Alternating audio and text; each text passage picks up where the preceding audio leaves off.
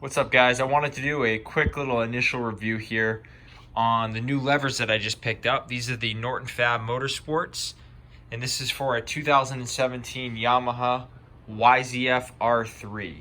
And I know when I was shopping around, I was comparing CRG, the Norton Motorsports ones, and then obviously there's the ones you can pick up on Amazon and eBay, and they're significantly cheaper. Now, these levers are the 3/4, and I'm just showing you in comparison to the OEM levers. They're significantly shorter, and the nice thing about these is they may not be a full shorty lever, but they do offer the folding capability. So if you did tip the bike, it would help from snapping your levers in half. And they are 6-way adjustable. Let me show you.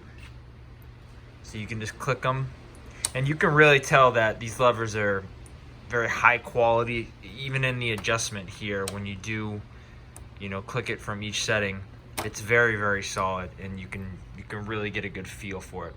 Now, the biggest thing for me was getting the clutch side closer to my grip, and I was trying to read some reviews on the CRGs and different other couple of the other companies as well. And what I saw with these is that it seemed that I could get it the closest, the most adjustability out of the Norton Motorsports ones. And as you can see, I mean, I have fairly big hands. I'm 6 feet tall, and now my fingers are actually curling over the grip, slightly. Whereas the OEM levers, I would actually have to reach my fingers the full length to get onto the lever. So this is significantly better. It makes it a lot easier, when you're shifting and just trying to be quicker and be in sync with everything. And then over on the brake side, same thing. The adjustability is great. I actually don't even have it on the closest setting for this one. This is on 3. So I just felt that this is a little bit better. I don't like the fully extended, but I also don't want my brakes super close, so I can have a little bit more feel with it. And in terms of installation, it was pretty straightforward. So you have two 10 mil bolts on this side. Actually, as far as I remember, all your different components here use a 10 mil bolt for getting these levers off. So you take off the two below here, and once you get those off, you can slide off the OEM lever.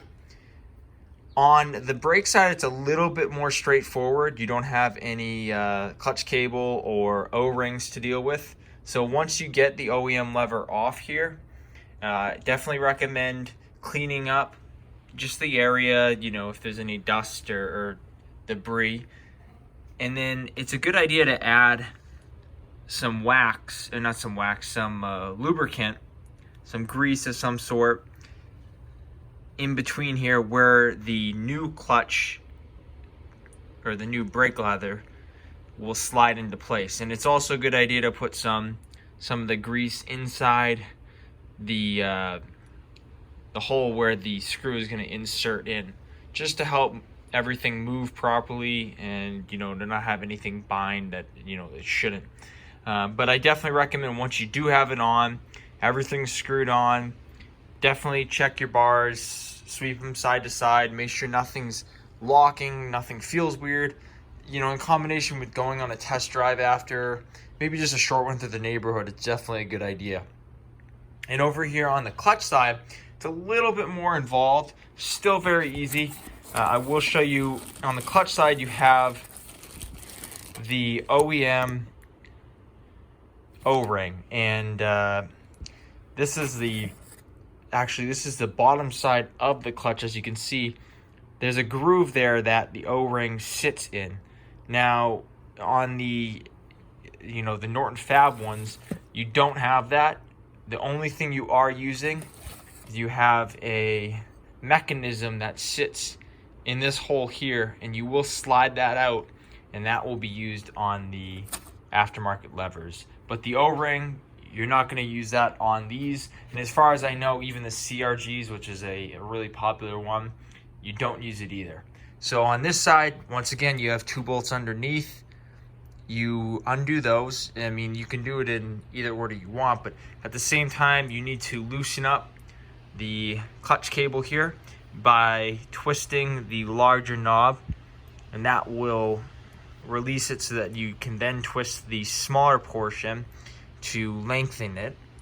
And then once you do that, you are just going to slip the cable right through this crease, as you can see here, and you'll be able to remove the OEM lever all in one piece, and then you will pop the clutch, or the clutch cable out of the OEM lever. And then once again, on this side, it's a good idea to clean up the area, add some grease to it, and then the same thing on this lever, you know, where the screw's going to be going through, add a little bit there. And the most crucial part on the clutch side is you're going to have a clutch mechanism down here. It's almost like a little pin,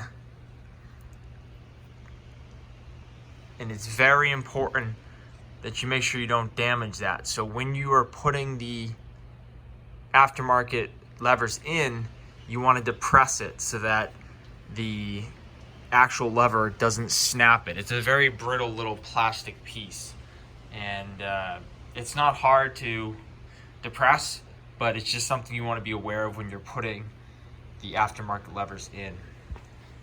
So that pretty much wraps it up.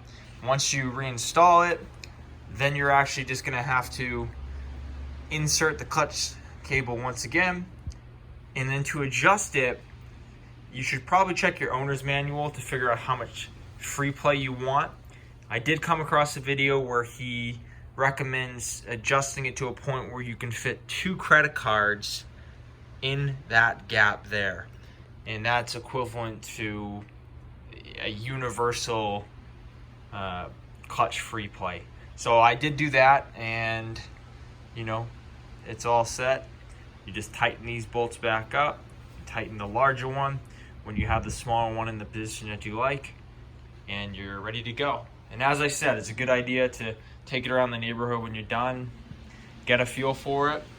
But overall, it was a pretty easy installation. It took me about 30 to 45 minutes, but that was, you know, my first time doing it, so I was trying to take my time and make sure I did everything properly. But yeah, I would definitely give these a shot if you are looking at different levers online. Check out Norton Motorsports.